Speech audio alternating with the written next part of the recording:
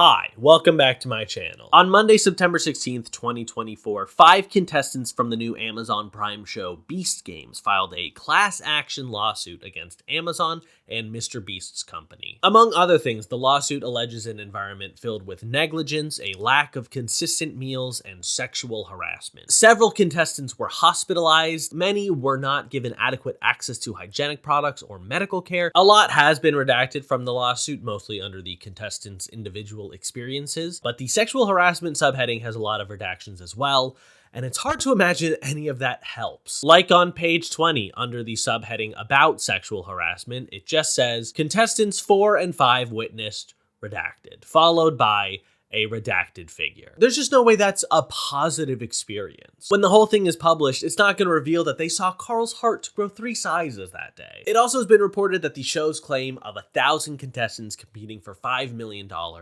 is not true. They are competing for $5 million, but there were actually 2,000 contestants that were whittled down to the 1,000 for TV. And it seems like the contestants didn't know about this until they actually showed up, and there were 2,000 people. Neither MrBeast's team nor Amazon have made any formal statements about the lawsuit, unsurprisingly. Jimmy has responded on Twitter, saying, we have tons of behind the scenes dropping when the show does to show how blown out of proportion these claims were. Just can't release it now because it would spoil the games. I'm certain that the behind the scenes video produced by Amazon and the MrBeast team will portray Amazon and the MrBeast team in the best light possible. Not in a super malicious way, but a video like that exists as an advertisement for the show. They want the show to feel like a fun time with tough competitors, and anything that doesn't do that will hit the cutting room floor. If there is footage of someone getting hurt and not receiving medical attention,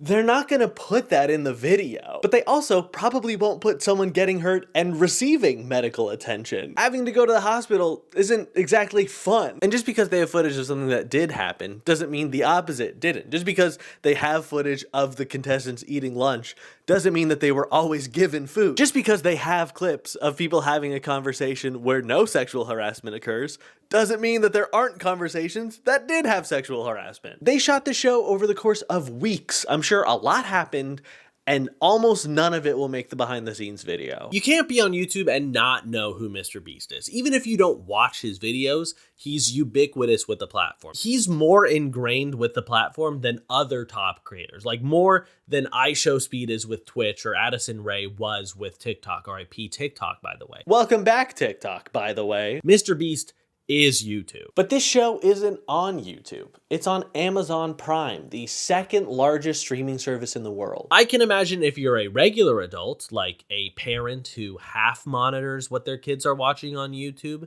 this might be the first time you sit down and are fully introduced to the wonderful world of Jimmy Donaldson. And on top of being a morally dubious enterprise, the show is just not fun to watch. If you want to put 1,000 people through hell for America's entertainment, I bet you could get away with it if you deliver on the entertainment part. The whole thing doesn't feel like a multi-episode reality competition show.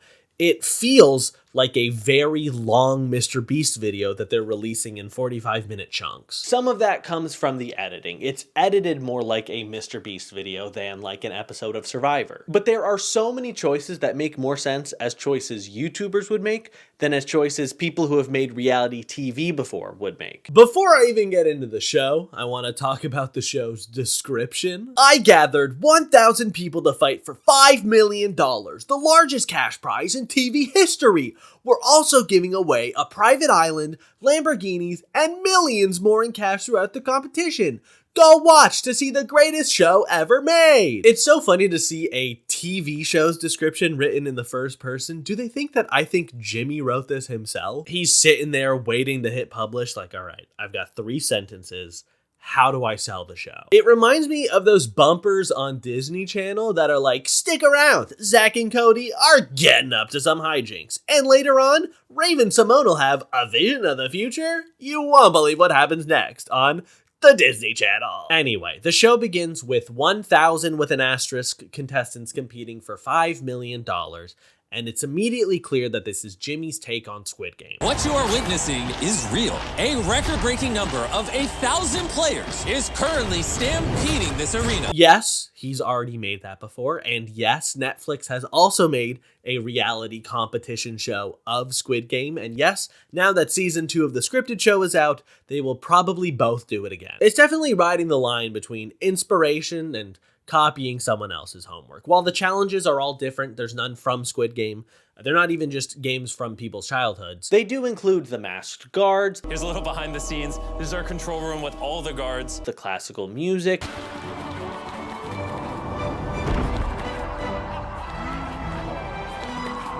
The costumes with assigned numbers, the visual of the cash prize in the middle of the play area, the specter of death for contestants who lose.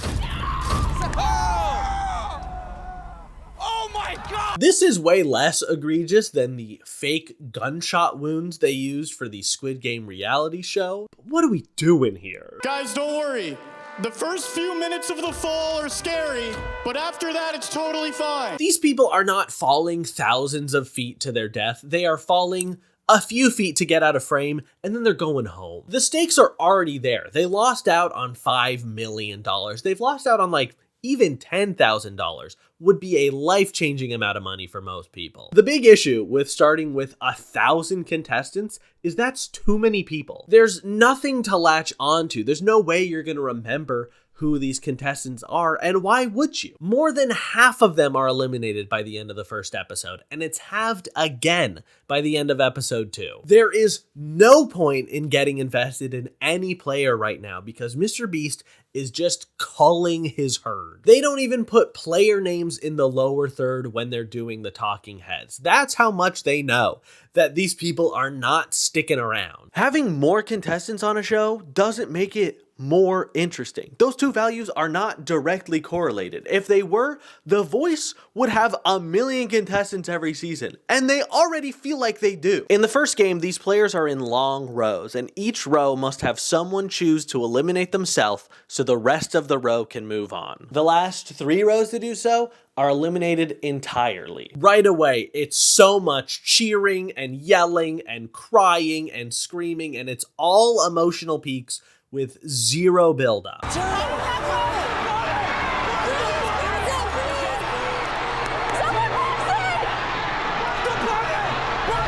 The only reason you would start a show with this many contestants is so you could watch them be eliminated by the dozen. Our great MrBeast only gathered so strong a flock so we could watch as he culls the herd. That's all this is. It's just about eliminating people. How do you show more heartbroken people? How do you show more sad people? You make the competition even bigger, and you eliminate them even faster. Now, a lot of you are probably wondering, is it even possible to drop 80 people at the same time? I am wondering that. I've wondered that every single day of my entire life. I'm walking around going, can you even drop 80 people at the same time? Does anyone have arms long enough to hold 80 people and then drop them all at once? Could you build a machine that drops 80 people?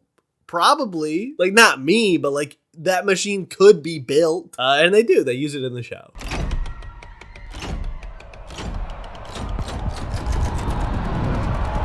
We're getting a little lenient with the whole at the same time thing, but episode 1 also introduces a major motif of the show. Jimmy announcing that he has an unlimited budget and then offering people a far smaller sum of cash than you would expect from someone with unlimited money. In this next challenge, each horizontal row of players is a team, and any one of those players can push a button to claim a cash prize and eliminate themselves and the rest of their row from the competition. What dollar amount would it take to screw your row over? None. That dollar amount right over there. I mean, we're going until people leave, so. The rest of the row leaves with nothing. So if you think someone else in your row might push the button, you might as well push the button first just so that you get something instead of getting nothing. But no one has to push the button. They could all just wait it out. It's a false dilemma. This whole show, right back here, this whole show is a series of false dilemmas and prisoners' dilemmas and trolley problems and goading people into throwing each other under the bus for your own personal gain. Choosing to participate in the avoidable elimination games is morally questionable. Being the architect of those games, definitely bad. But these bribes are the way that he's gonna get people out. And remember, Luckily on this show, I have unlimited money to give away. I understand he's not gonna start the betting at $5 million, but when it does start, I've got a briefcase here with $10,000 in it. no one goes for it because they know this is MrBeast, and if he has that unlimited budget, those numbers are going to go up. As the bribes go up, people start to bite, but it maxes out at $80,000. To get us over the hump, bring out 2 more briefcases. This will be my final offer. And yes, that is a life-changing amount of money. That is more money than most people make in a year. Even $10,000 would be a substantial amount for most people. But there's a cap, there's a limit to this unlimited money. We're going until people leave. Luckily on this show, I have unlimited money to give away. Come on, don't get all stingy on me now. Don't worry, it will happen again. But sometimes, the people who you think you can trust the most are actually Oh my God. the people you can trust the least. I don't really trust anyone more or less than anyone else right now because I don't know them. This is a room full of strangers. They don't seem to know each other. I sure as hell don't know who they are. The person in this room who I trust the least is you, MrBeast. The whole first episode is just chaos. You don't know anyone. You understand the games, but not exactly the consequences.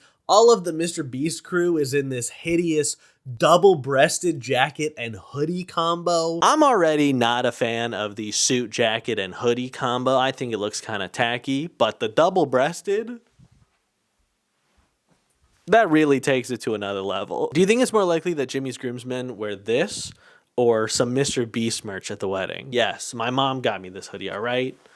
Okay, my mom got it for me, so don't even. It's just the MrBeast formula of putting bright colors and large sums of money and loud sounds and people at emotional peaks in your face to keep watch time up. There's a reason other reality shows aren't edited like this. You guys are crazy. It's a ridiculous amount of money. We got another press. We got another press. We've already given away over $2 million, breaking the world record for the most amount of money given away in the first episode of a show ever. And this is just episode 1. In episode 2, we're gonna break our own record for most money given away in the first episode of a series. Just you watch. We'll figure out how to do it. Episode 2 begins and we head to MrBeast City to cull the herd even further. More games, more people eliminated, more crying, more cheering. It's the same as episode 1. We're introduced to our first competitor by name, Jeremy, number 991, Polar Bear Guard. So is he protecting the polar bears from something? Or is he protecting something from the polar bear? I hope he sticks around so I can learn more about what the hell he does. There's another bribe challenge where the players are divided into 4 teams and each team must pick a captain. That captain must then stand high above everyone else and can either take a bribe and eliminate their entire team or not do that and the whole team stays in. Your fate is in their hands, but if they press the button, they are not eliminated, just you guys. If you're chosen as a captain and you have any interest in making it to the end of the show, you don't take the bribe here. If you took the bribe, it means you have no more teammates and every other team thinks you're untrustworthy. You become an instant target and you have no one to help you stay in the game later. Jeremy is chosen as a captain and this will cement him as a main character in the Beast games. Everyone has a price. Oh, Jimmy, please stop. And we're gonna find what it is. Not Jessie J. She just want to make the world dance. I thought this was an Alicia Keys song. Jimmy said everyone's got a price. And for me, if I'm chosen as a captain, I don't buzz in for less than $500,000. They will be tempted with an insane amount of money. Whatever you're thinking, it is going to be higher than that. Okay, I'll go for straight up $1 million, but only because I know you're good for it. And that's where I start. We can go higher. We can go higher than $1 million, but Any less than $1 million, I won't go. The bribes in the first episode started at $10,000. And whatever number you've got in your head, Jimmy wants you to think bigger. Massive bribes. Think higher. Large, giant piles of money. Got a number in your head? Maybe you're going to leave it in the comments. Maybe not. I don't know. The bribes begin at $1,000. Bet you weren't expecting it to be less than you were thinking, huh? And of course, there is a limit to the money you can win here. There is a cap to how high this number will go. Stop saying there's unlimited money and then putting a limit on the money. That means that there's not unlimited money. There's no way you have unlimited money if you keep restricting your spending. I can also pretend I have unlimited money as long as I ignore the Bank of America app on my phone. I'm trying to get these people paid. I'm trying to make Jeff Bezos broke. They end episode 2 on a cliffhanger. Does anyone take the unlimited, limited $1 million? Does anyone guarantee that they won't make it any further in the competition? No, of course not. The offer is off the table. Episode 3 brings our third motif. Voiceover of MrBeast explaining things that literally just happened. All 4 of these captains rejected $1 million so you can stay in. You just turned down $1 million. My integrity is not for sale to you. Who has ever turned down $1 million before on TV? I'm freaking out. These 4 people, who are all here to win money, just said no to $1 million. I know. I just saw it. It happened on your show. I think the expectation is that viewers are watching the show while also scrolling through TikTok while they still can and playing Roblox and drinking Prime while they still can. But there is just so much expository dialogue of things that we can all agree just happened. This YouTuber really does think that they overuse voiceover in the Beast games. There's one really egregious example of this in episode 4, but episode 3 is where it feels like it happens the most. It also says something that Jimmy feels the need to reiterate over and over, that these people said no to $1 million. I know this might seem too insane to be real, but it is. He just had to press the button, and I would have wired him $1 million. The money was real, and whether they said no because they want to stay in to maybe win the $5 million, or they felt some sort of moral obligation to not eliminate all of those people, they said no to a real million pre-tax dollars, which maybe feels unbelievable if you're an 11-year-old who has been fed a media diet of videos glorifying money, luxuries, and consumption above all else. I wonder where they could have gotten that from. Anyway, MrBeast has another announcement to make from literally a pedestal of money. Guards, prepare to escort them out. Bring out the handcuffs. It's just like in Squid Game. People naturally want to group up with people that they know, and the game forces you to leave someone behind. Why did it have to be us 3 together? Why couldn't it be somebody that I didn't like? Never thought it'd come to this, having to go against your own brother. A lot of people cry. Someone gets a MrBeast tattoo. We get an egregious T-Mobile ad on this. It's even more out of place than on Survivor when a team wins a dinner at Outback Steakhouse. But at least the contestants in the T-Mobile VIP house were doing much better. Welcome to the luxury suite. And because T-Mobile treats their customers like VIPs with magenta status, and Jimmy goes full supervillain. If I were you, I would run fast. Your entire future depends on it. You all sacrifice your friends, turn down insane amounts of money, and have fought tooth and nail to be here.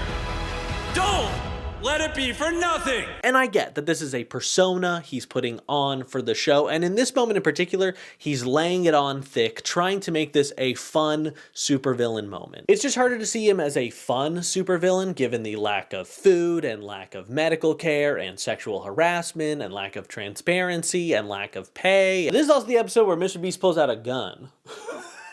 Also, inside of this box is a gun. It's a flare gun. He doesn't shoot anybody with it. But at least I know what it'll look like when he's hunting me for sport in 2 years. There have been some bad games so far. Incredibly easy trivia. What is the biggest animal on our planet? Blue whale, Indian rhinoceros, or spiny lump sucker? A block stacking game where some people who thought they won actually lost, and some people who thought that they lost actually stayed in. There's a lot of people who thought they were out who are still in. And it looks like some people who are out and didn't realize they were. But episode 4 features a bafflingly bad run of challenges, each more thrilling than the last. The first, watch people stand blindfolded for 10 minutes and then drop a red ball. The next, watch 99 people hand someone a coin. The third, a game where all 3 winning teams choose not to play and just wait for everyone else to fail the actual challenge. Let the other teams do their first pass. Let the other teams. Yeah. Okay. Then a second challenge where everyone stands around blindfolded, except this time they stand in a circle, not a line. I understand with something like this, not every event is going to be a winner, but it feels like there have been more misses than hits. There are, by my count, 26 total challenges in the first 5 episodes, including a sack race that doesn't count for anything, and the game that ends unresolved at the end of episode 5. Of the 24 full games, 4 of them are pure elimination games, where the game itself does the eliminating of players. 5 of them are bribes or buyouts, ways to eliminate yourself while guaranteeing some money. 6 of them are something to do with a ball. You either throw it or you make sure it doesn't hit the floor. Some variety is desperately needed if this is gonna stay engaging. This is easily the most skippable episode. It maintains that Jeremy is very popular, but after episodes 2 and 3, we already knew that. Jeremy was clearly very popular. That's the problem with starting at 1,000 people. At the end of episode 4, 94% of the contestants have been eliminated. And there are still 60 people in the competition. On any other competition show, 94% of contestants eliminated means you're like 1, maybe 2 people. And 60 people remaining means you haven't even shot episode 1 yet. It's too much. It's too much, Jimmy. Here's that moment I mentioned earlier where I know the show does not think people are actively paying attention. It's the last challenge to see which players will be moving out of MrBeast City and onto MrBeast Island. This player tells the rest of her group she will sacrifice herself if it means that everyone else in the group can move on. The only thing I can say is if there's a self-sacrifice, I'm gonna do it. The challenge ends up being a group sacrifice, where everyone in the group has to agree on one person who does get to move on. Her group decides that because she was willing to sacrifice for them, they will sacrifice for her, and she gets to move on. Overwhelmed with her promise to self-sacrifice, 817 wasn't even aware of when her team chose to sacrifice themselves instead. Go, go, go, go, go. But they frame it like a flashback to remember when she said she was gonna sacrifice. Are you serious? Why'd you give up all the coins? She was gonna sacrifice for all of us. If there's a self-sacrifice, I'm gonna do it. Yeah, I'm watching the show. I remember what happened a single minute ago. Episode 5 is, in my opinion, the best episode of the show. It's like Fast and Furious. Isn't that the one that everyone says is where it finally starts to get good? It's the best episode of the Beast games, which is a very measured compliment. It's like being the world's smartest horse. I just don't know how good that is big picture. They've been culling the herd. They have gotten down to 60 players, but those 60 players can opt out of this episode, spend the week enjoying an island vacation, or they can stay in and compete in this additional challenge to win the island. But if they are eliminated from the island competition, they're eliminated from the show altogether. Whoever wins this next challenge will literally own their own island. And here's the deed to prove it. I refuse to believe it says MrBeast on the real deed. Maybe it says MrBeast LLC, MrBeast production company or whatever. That's not his legal name. He hasn't changed it yet. I'm sure he will, but for now he's still James Donaldson. Of the 60 remaining contestants, 9 of them choose to opt into the island challenge, giving us this grid of competitors. I can cheer for someone here. I can understand who all of these people are, and I can understand the relationships between all of them. It is a breath of fresh air in a show that desperately needs it. But even in this episode, Jimmy does not call the contestants by their names. They are still just their numbers. With our first elimination from the island, 797 is officially saying goodbye to Beast Games. I'm hoping that by the time there are 9 contestants left for real, they do use their real names. Just because I don't think the person who wins season 1 of the Beast Games should be, oh,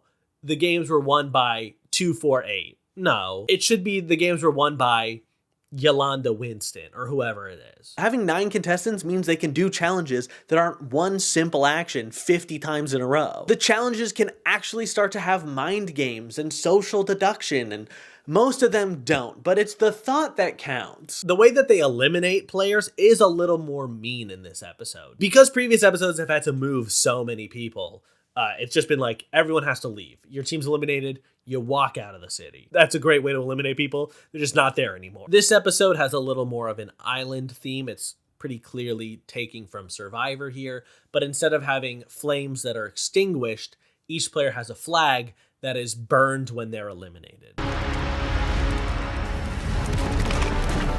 Now that your flag's gone, I need you to head to the boat. They also have the Marines pretend to arrest the person who lost hide and seek, but she is like for real restrained in some way. Why did they do that? She's not going to The Hague. This episode features the first bribe that will not eliminate other players. There's no collateral. See, he can change. Contestant 457 takes the money immediately. Duh. Good for him. The penultimate game feels pretty solved. Once someone has taken a sizable lead, it's no longer about trying to prevent them from moving forward. It's about trying to get them to save you once they've already won. Oh, yeah. Lil Yachty's also in this episode. A master of deception and mind games, known for his unpredictability, and today he's here to up the stakes. You know him, you fear him. I do not fear Lil Yachty. Stop saying it's, dude, it's not cool. I'm not freaking scared. They don't give him anything to do. He's just kind of hanging around, and then they edit it to be like some awkward interaction. He has no idea which one has the X. All right. So, Or what's going on.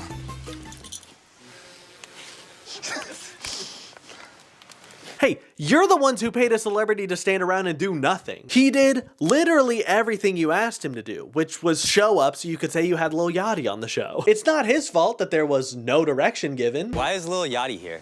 oh, by the way, I brought Lil Yachty. I think my biggest question is why? Why did MrBeast want to make this show? If you've never watched a MrBeast video, the show is exactly like one of those. The way it's shot and edited, the text on screen, the way Jimmy never quite talks like a normal person, the way they focus on Jimmy and his crew rather than the people doing the competition. A great host can go a long way for a show, whether that's Alex Trebek or Jeff Probst or Ryan Devlin, but they don't edit Survivor to make Jeff the main character. He's a part of the show, but he's there to serve the show. The show isn't there to serve his little side comments. They also don't have 5 minions of Jeff roaming the island, making mischief and taking time away from the actual competition. It's all maximizing on viewer retention. How long can he jingle the keys with bright lights and bright colors and loud sounds and heightened emotions? The only difference is now there's more. There are more people, there are more cameras, there's more money to give away, there's more of the actual content that he's making. It's just not that much more. He could have made this on YouTube. It would have a smaller budget and a smaller cash prize, but the step onto a streaming service means there's an expectation that it'll be a step up in production and in writing and in concept. It doesn't feel like a TV show. It feels like a MrBeast video, and maybe that's what he wanted to do. But if he wanted to make a big MrBeast video, that's just a MrBeast video. At this point, they're all big. So did he do it for some TV legitimacy? He's known as a YouTuber, but this would help expand his resume and introduce him to a more general audience. Amazon Prime has been producing more game shows, and Jimmy is a prime candidate for a host, given his experience and his built-in audience, and he's just kind of done this before. It's hard to imagine this as a stepping stone to anything when it's the same as everything else he's done. It's not bridging the gap between MrBeast video and game show, because it doesn't even step outside of what a MrBeast video is. It's just longer. I'm sure Amazon Prime was happy to foot the bill for all of the fine looking sets. Beast City looks so bad. It looks so much worse than the warehouse. I imagine there's more money on TV than on YouTube if you're an established personality and not someone like a writer or a showrunner or an actor, one of those fake jobs that people have in the industry. So is that really it? Did he do this just because it's a video he doesn't have to fund that he's also getting paid for? I get why Amazon wanted him. I just feel like once you're a creator that big, You do something like this to get paid and for a second reason. Yes, he can say he has a show on Amazon Prime, and that is true. But it doesn't feel like any adult who watches that is gonna be like, oh, this is just another MrBeast video. It's so weird to see the MrBeast formula spread out over 9 weeks. His whole thing is viewer retention, maximizing that watch time. But doing an episodic show means you have to take breaks. I just can't fucking believe that the takeaway from Squid Game's success was, hey, we should make more reality shows like this. The games are the least interesting part of the show. And the only reason that you care about the games is because you care about the characters. You care about the people who are playing the games. And the Beast games make no effort to make you care about a single one of those people. Thank you so much for watching this video. I really hope you enjoyed it. If you did, and you wouldn't mind leaving a like or subscribing, I would really appreciate that. I got a green screen for Christmas, can't you tell? Now I can go anywhere. I might do a video on episodes 6 through 10 once those are all out, and like one of them comes out in February, so I got time before that's it. Can you even see that? This is the biggest coin I got. Again, thank you so much for watching. It really does mean a lot to me, and hopefully I'll see you in the next one. Bye-bye. This whole show, it's back here. It's no longer on the monitor. It's on the green screen.